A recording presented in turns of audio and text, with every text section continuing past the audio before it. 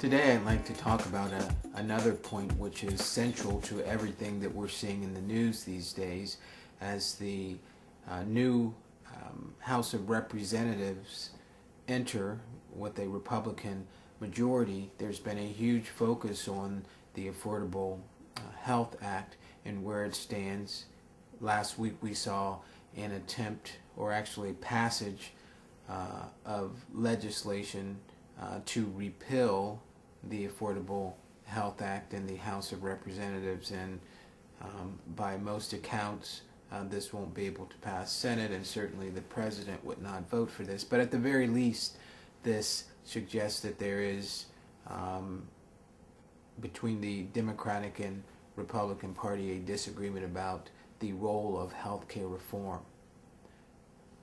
Politics aside, it is clear that many Americans at this point in time with a very difficult economy are suffering, and healthcare costs are one of the major expenses that most individuals and most families must worry about.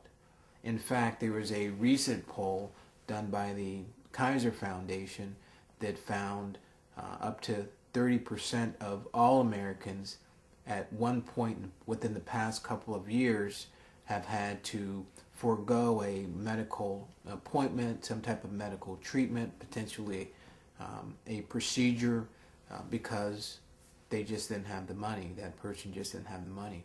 And it's up to 50 to 60% within some lower socioeconomic groups, individuals having to forego important and necessary medical treatment.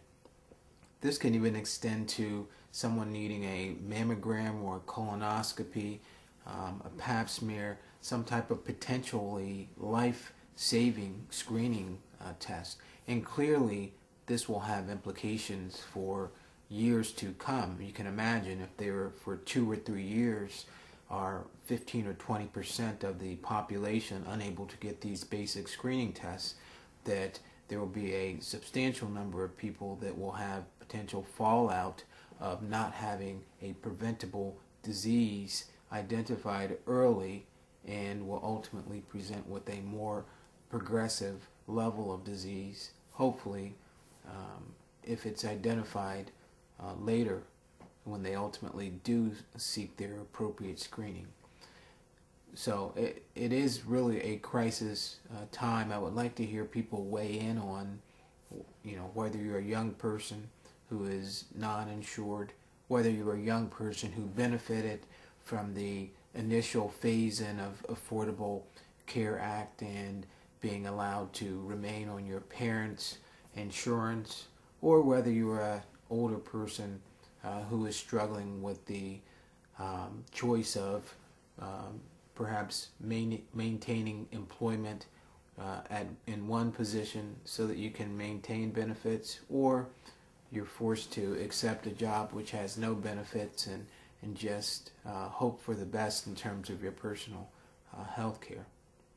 Clearly, there needs to be some type of reform to how health care is delivered. The American population requires this, and in a country of our great wealth, to have 35 million people who have no type of basic health care benefits is un-American.